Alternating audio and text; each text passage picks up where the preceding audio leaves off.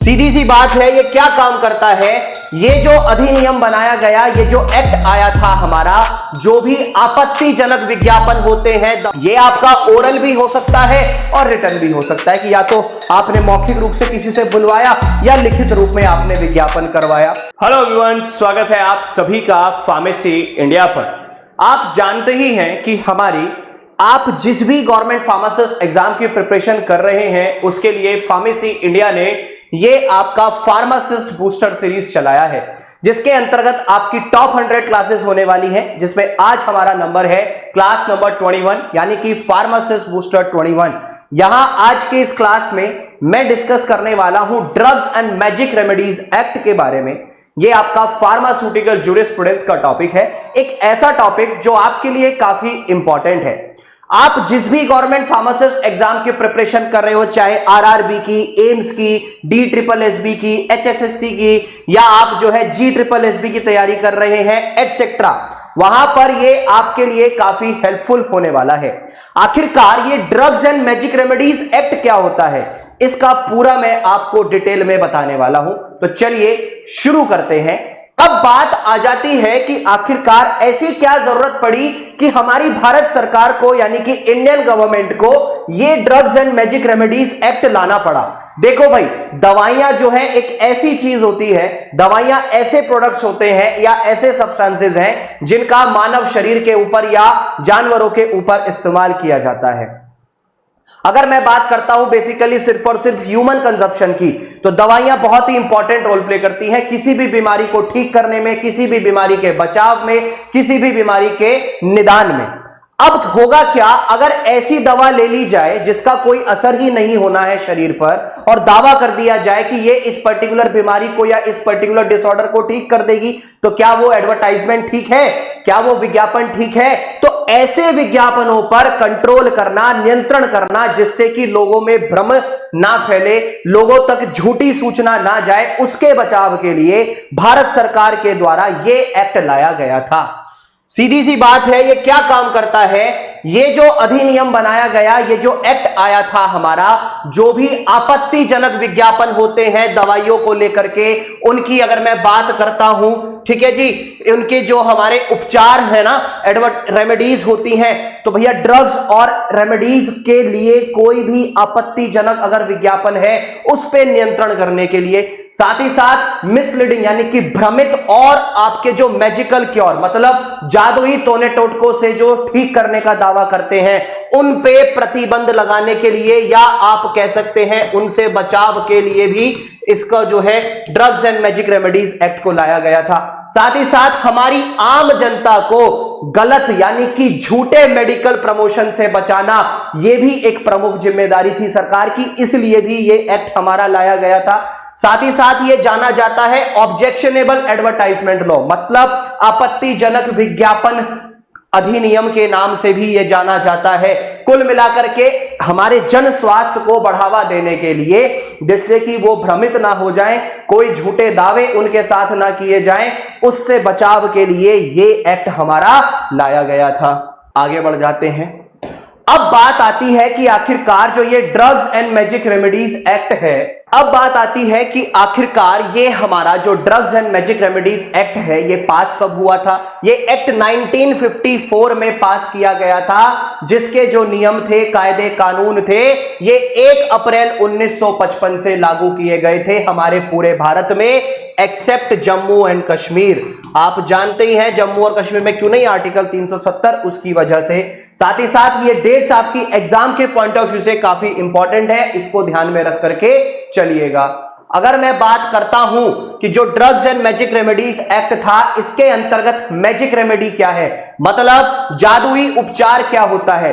किसी भी प्रकार से कोई भी ताबीज हो गया, यानी कि आपका तलिस्मन, ठीक है, किसी भी प्रकार का मंत्र हो गया, या कोई आपका कवच, ठीक है, जिसे आप जो है कवच कहते हैं, कोई कवच हो गया, अगर, या आप कह सकते हैं कोई भी चमत्कारी वस्तु जिससे उस बीमारी को ठीक करने का दावा किया जाए, तो वो आपका मैजिक रेमेडी कहलाएगा। साथ ही साथ इसमें जो है ये भी दावे किए जाते हैं कि चमत्कारी तरीके से हम जो है बीमारियों का निदान कर सकते हैं, बीमारियों को ठीक कर सकते हैं, तो ये भी मैजिक रेमेडी होता है। ठीक है, इसका इस्तेमाल किस लिए किया जाता है? या तो भैया आपकी डायग्नोसिस के लिए किया जाता है, क्योर के लिए किया जाता है, ट्रीटमेंट यानी कि उपचार के लिए, प्रिवेंशन यानी कि बचाव के लिए, या किसी भी प्रकार से हमारी जो बॉडी के फंक्शंस होते हैं उनको प्रभावित करने के लिए भी इसका जादुई उपचार का इस्तेमाल किया जाता है। अब अगर मैं बात करूं कि भैया हमारा एडवर्टाइजमेंट क्या होता है, एडवर्टाइजमेंट का मतलब है सीधा सीधा विज्ञापन। भैया आप कोई भी काम करेंगे बिना विज्ञापन के तो वो काम चलने से रहा, कोई भी कंपनी खुलेगी तो बिना एडवर्टाइजमेंट के उसका प्रमोशन नहीं होगा।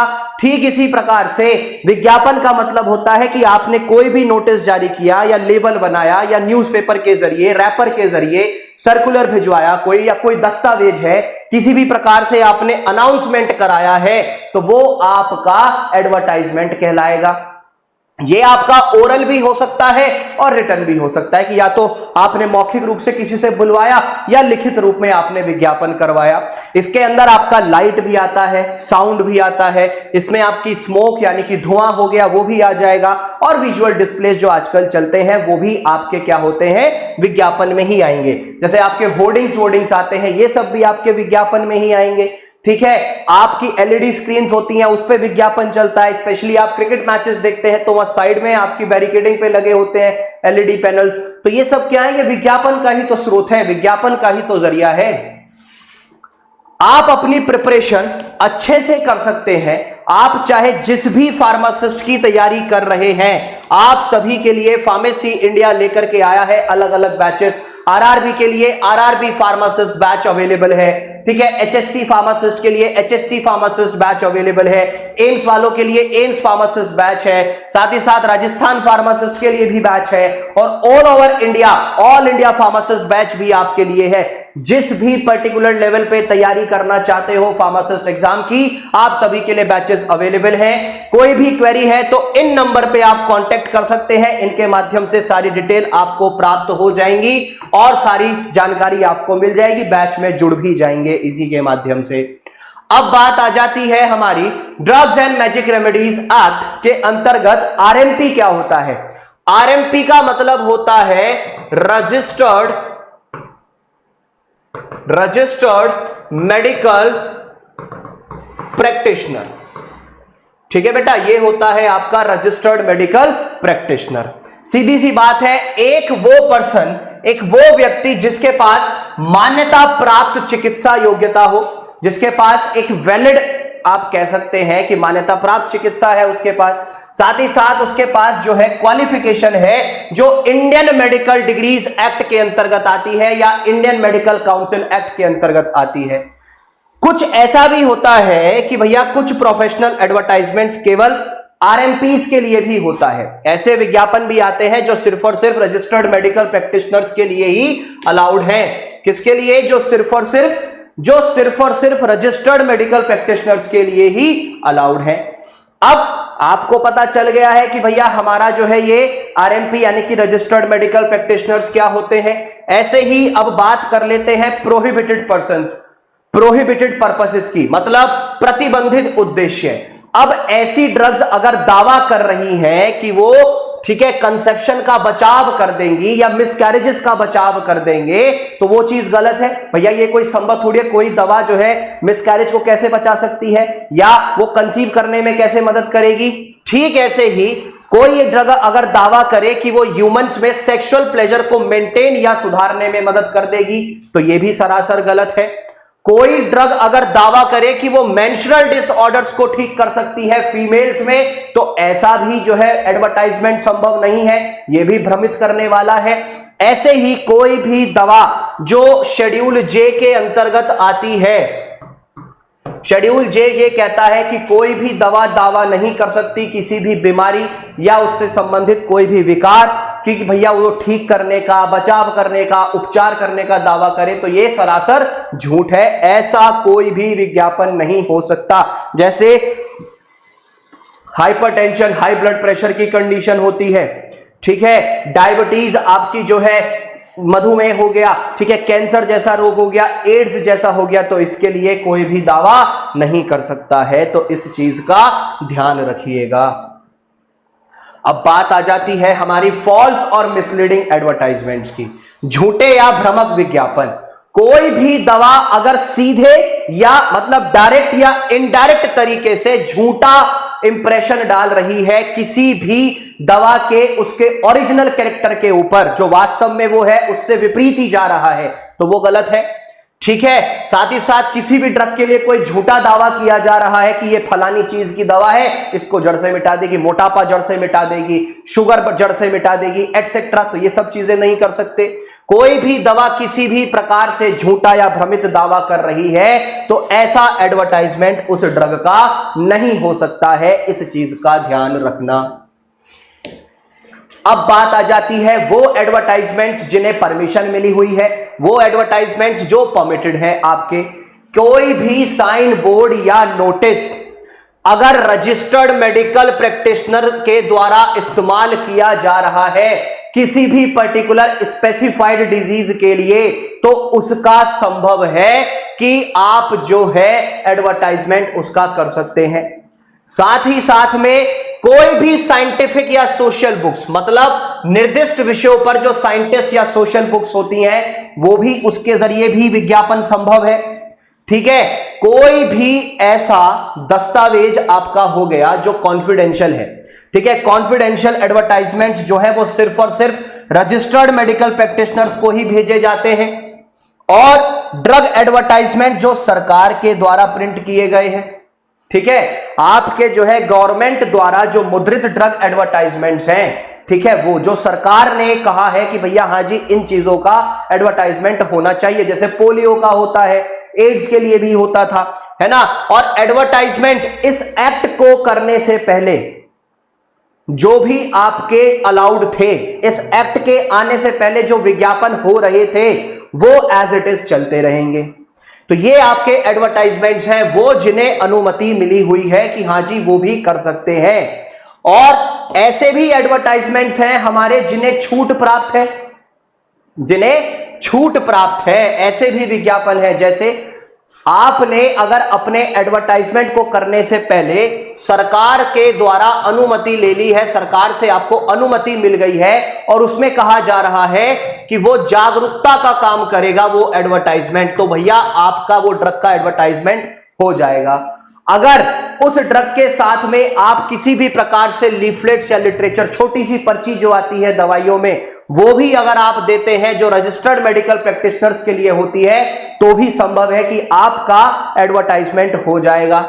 ऐसे ही वो एडवर्टाइजमेंट जो आपके मेडिकल जर्नल्स में होते हैं और दावा किया जाता है कि वो झूठे नहीं हैं, इस चीज का ध्यान रखना। आपकी प्राइस लिस्ट भी होती है मैन्युफैक्चरर, डिस्ट्रीब्यूटर या इंपोर्टर्स के लिए, जो सिर्फ और सिर्फ तकनीकी ज्ञान देंगे, जो टेक्निकल इंफॉर्मेशन आपको बिल्कुल सही देंगे, तो ऐसा भी एडवर्टाइजमेंट संभव है। और वो एडवर्टाइजमेंट जो ओरल केमिकल कॉन्ट्रासेप्टिव्स के लिए होते हैं, ऐसे गर्भ निरोधक दवाइयां जो मुंह से ली जाती हैं, मौखिक, ठीक है, तो उनका भी एडवर्टाइजमेंट संभव है, और वो भी कुछ पर्टिकुलर कंडीशंस हैं, उसी के अंतर्गत उन्हें भी एडवर्टाइज किया जा सकता है, इस चीज का ध्यान रखना। अब बात कर लेते हैं, यदि किसी भी व्यक्ति के द्वारा इस एक्ट के अंतर्गत गलत कार्य किया गया तो उसके ऊपर सजा क्या होगी। पहली बार पकड़े जाने पर 6 महीने तक की सजा होती है, या जुर्माना, या फिर दोनों। और कोई व्यक्ति दूसरी बार पकड़ा गया या बार बार कोई किसी भी प्रकार का कार्य कर रहा था, ठीक है जी, तो 1 साल तक का जुर्माना लगता है, 1 साल तक की जेल या जुर्माना लगेगा, या फिर दोनों। और यह भी संभव है कि कंपनी द्वारा अपराध हुआ है तो जो भी जिम्मेदार व्यक्ति दंडनीय होगा, ठीक है, और जब तक वह उसके पास जो है ज्ञान की कमी थी या डिलीजेंस सिद्धि ना कर दे, ठीक है, सीधी सी बात है, कंपनी के द्वारा कोई भी ऑफेंस हुआ तो हर व्यक्ति जिम्मेदार है जो उसमें उपलब्ध था। लेकिन कोई भी एक व्यक्ति उसने अगर यह सिद्ध कर दिया कि उसके बिना अनुमति के ये कार्य हुआ था या उसको पता ही नहीं था इसके बारे में, और उसने ये सिद्ध कर दिया, तो भैया वो बच जाएगा, उसके ऊपर सजा नहीं होगी। तो ये आपकी जो है ऑफेंसेस एंड पेनल्टीज की कंडीशंस है drugs and magic remedies act के अंतर्गत। ये था हमारा फार्मासिस्ट बूस्टर 21, जिसमें फार्मास्यूटिकल ज्यूरिस्प्रूडेंस का drugs and magic remedies act के बारे में हमने अच्छे से पढ़ा है। आई होप सारी चीजें क्रिस्टल क्लियर हुई होंगी, पूरा टॉपिक अच्छे से समझ आया होगा। आप अपनी प्रिपरेशन और बेहतर कर सकते हैं फार्मासिस्ट की, उसके लिए मैं आपको रिकमेंड करता हूं आपके फाइनल पंच के तौर पे फार्मासिस्ट पंच थ्योरी बुक और फार्मासिस्ट पंच ऑब्जेक्टिव बुक। ये दोनों ऐसी कलर्ड बुक हैं भारत के अंदर जिसमें फार्मा और नॉन फार्मा का सिलेबस अवेलेबल है। थ्योरी बुक के अंदर सभी वो टॉपिक्स मिलेंगे फार्मा और नॉन फार्मा के, और स्पेशली ईयर्स भी मार्क है जहां जहां से उनसे सवाल पूछे गए हैं। और ऑब्जेक्टिव बुक में आपको यहां पर 9000 से ज्यादा एमसीक्यूज मिलने वाले हैं, जिससे आप अपनी प्रिपरेशन अच्छे से कर सकते हैं। ये फ्लिपकार्ट, अमेजॉन, मीशो जैसे प्लेटफॉर्म पे कैश ऑन डिलीवरी के साथ अवेलेबल है। लिंक नीचे डिस्क्रिप्शन में आपको दिया गया है, उसके माध्यम से आप इन्हें ऑर्डर कर सकते हैं। और साथ ही साथ किसी भी प्रकार की लेटेस्ट अपडेट्स के लिए व्हाट्सएप और टेलीग्राम चैनल्स के थ्रू जुड़ना ना भूलें। इन क्यूआर कोड्स को आप स्कैन कर सकते हैं, इनके माध्यम से भी जुड़ सकते हैं। इवन लिंक्स नीचे डिस्क्रिप्शन में भी आपको दिए गए हैं, उसके माध्यम से भी जुड़ सकते हैं। और भी लेटेस्ट अपडेट्स के लिए डाउनलोड करना ना भूलें फार्मेसी इंडिया मोबाइल ऐप, या फिर आप स्कैन कर सकते हैं, इसके माध्यम से भी जुड़ सकते हैं। तो मिलेंगे नेक्स्ट क्लास में, तब तक के लिए अच्छे से मेहनत कीजिए, अच्छे से पढ़ाई कीजिए। जय हिंद, जय श्री राम, राधे राधे।